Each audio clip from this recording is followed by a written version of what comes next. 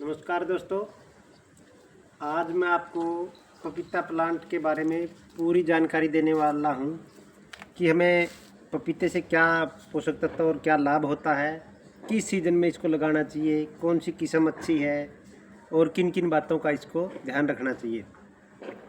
तो सबसे पहले तो हम पपीते के हेल्थ बेनिफिट क्या है उसके बारे में चर्चा करते हैं। पपीता पेट के रोगों के लिए बहुत अच्छा है और इसमें विटामिन ए, पोटेशियम और पेपिन नाम का एक पदार्थ पाया जाता है। जो पेपिन है वो प्रोटीन को तोड़ने का काम करता है और प्रोटीन हमारी सेहत के लिए बहुत अच्छा है। और जो पेपिन है उसकी सहायता से प्रोटीन डाइजेस्ट हो जाता है और पेट के रोगों में बहुत लाभकारी है। जैसे इसमें फाइबर बहुत मात्रा में है तो कब्ज नहीं होने देता, आंतों का स्वास्थ्य अच्छा रखता है। विटामिन ए है तो आंखों के लिए बहुत अच्छा है। इसके ये हेल्थ बेनिफिट हैं, तो किन को खाना चाहिए और किन को नहीं खाना चाहिए, क्योंकि ये भी बात ध्यान रखने योग्य है। गर्भवती महिलाओं को पपीते का सेवन नहीं करना चाहिए क्योंकि इसकी तासीर गर्म रहती है। और ऐसे व्यक्ति जिनको बवासीर की बहुत ज़्यादा शिकायत है, ब्लीडिंग होती है, उनको भी डॉक्टर कहेंगे कि आप पपीता खाओ क्योंकि ये कब्ज को तोड़ता है। लेकिन मैं कहता हूँ कि बवासीर के रोगियों को पपीता नहीं खाना चाहिए क्योंकि ये बवासीर के रोग को बढ़ाता है, कब्ज को तो तोड़ता है। उसकी जगह उनको दूसरी चीज़ें, घी है या दूसरे फाइबर वाले पदार्थ लेने चाहिए, पपीता नहीं खाना चाहिए। ये तो होगी इसके बारे में कि क्या पोषक तत्व हैं, किन को खाना चाहिए, किन को नहीं खाना चाहिए। अब इसको दूसरी बात है कि लगाने का सबसे अच्छा टाइम कौन सा है। लोग बताएंगे मई में लगा दो, जब मर्जी पपीता लगा दो, जून में लगा दो, जुलाई में, अगस्त में। मैं कहता हूँ नहीं, क्योंकि मेरा पपीते पे काफ़ी अनुभव रहा है। सिर्फ आपको पपीता सितंबर के महीने में लगाना चाहिए, 15 सितंबर के आसपास। हरियाणा, पंजाब, राजस्थान की बात करता हूँ मैं, उत्तर प्रदेश की, नॉर्थ इंडिया की। साउथ में अलग टेम्परेचर रहता है, तो ये भौगोलिक स्थिति का अवश्य ध्यान रखें। तो हमारे इलाके में 15 सितंबर से पहले पपीता ना लगाए, उसमें डेथ रेट बहुत ज़्यादा है। क्योंकि मैंने एक बार 100 पपीते लगा दिए थे जुलाई के महीने में और 100 में से 98 मर गए थे। आज से 5 साल पहले की बात है। मैंने अनेक मौसम में पपीते लगाए, लेकिन जो अनुभव कहता है कि वो 15 सितंबर के आसपास लगाया हुआ पपीता सबसे बेस्ट रहता है। आज तारीख है 22 अक्टूबर। आज तो हमको एक ही पौधा लगाना है, इसलिए चलो ये, क्योंकि थैली में थोड़ा बड़ा हो गया था, पहले छोटा था 2 महीने पहले। ये इस साइज के पपीते लगाने के लिए अच्छे रहते हैं।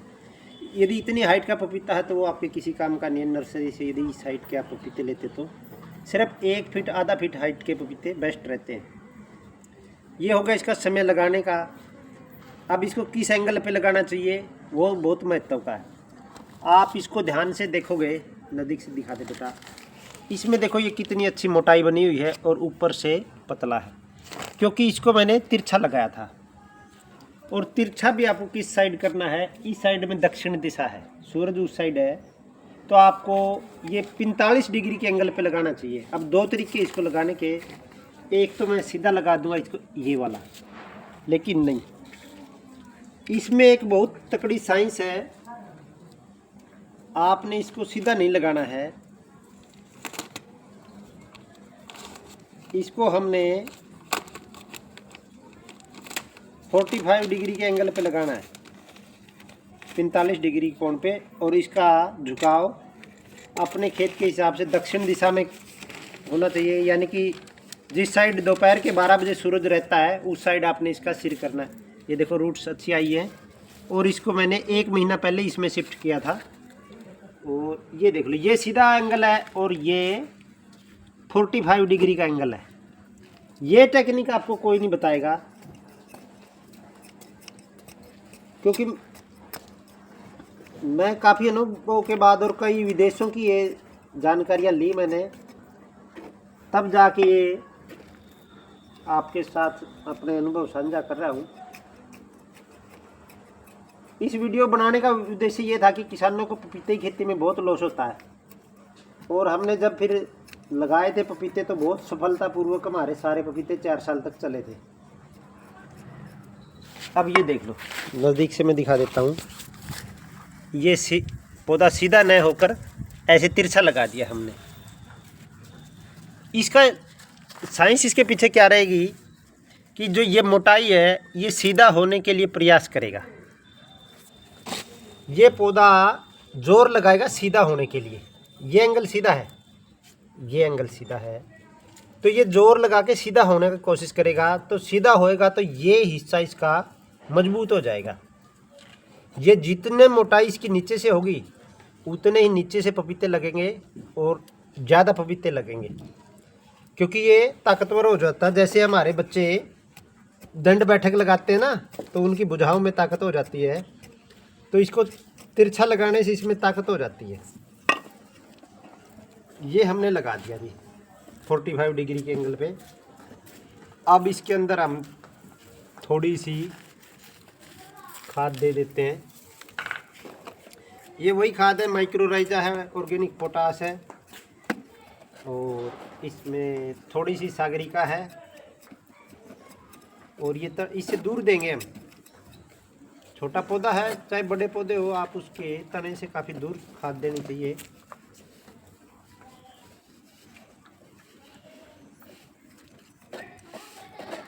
ताकि ये घुल घुल के इसके पास तक जाए।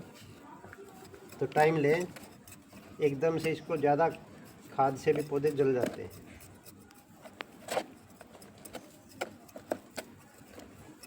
पपीते को ज़्यादा पानी नहीं चाहिए होता। यदि ज़्यादा पानी आप इसमें डालोगे तो इसमें फंगस आ जाएगी।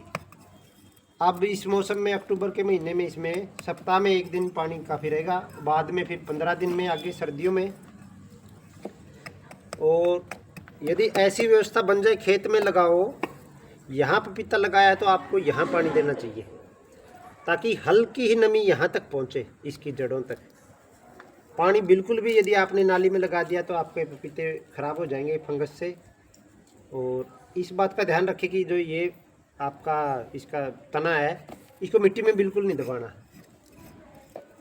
ये एक्स्ट्रा मिट्टी है तो मैं इसको निकाल दूंगा, क्योंकि हमने इसके इस तने को बिल्कुल भी मिट्टी नहीं लगाने की। ये सोचो कि इसको सहारा दे दें हम, नहीं, वो फिर आपके पौधे को यहाँ से गड़ा देगा।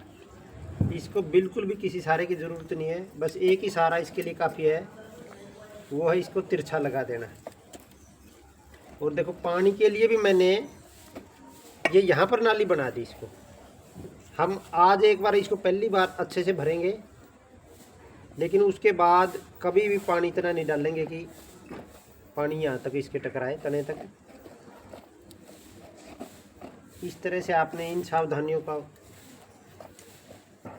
ख्याल रखना है, तो आपके पपीते अच्छे चलेंगे। 2-4 महीने में कभी आपको ज़रूरत लगे, कोई फंगस का अटैक, तो फंगस के स्प्रे कर दो, नहीं तो हम कम ही स्प्रे करते हैं फंगस के। अब जदाम सल्फ़र का एक स्प्रे इसके ऊपर लगाएंगे तो ये बहुत अच्छा चलेगा। और इसकी हम समय समय पर आपको अपडेट भी देते रहेंगे। तो ऐसी अच्छी जानकारी जो प्रैक्टिकल पर आधारित है, उनके लिए आप अपने चैनल को सब्सक्राइब कर लें और वीडियो को शेयर भी कर दें, ताकि किसानों को जो पपीते की खेती में हानि होती है, उनको समय का ही नहीं पता होता पपीता लगाना कब है और किस एंगल पे लगाना है, पानी का ख्याल कैसे रखना है। तो इन सारी बातों का जानकारी सभी साथियों को हो जाए, यही हमारा उद्देश्य है। धन्यवाद।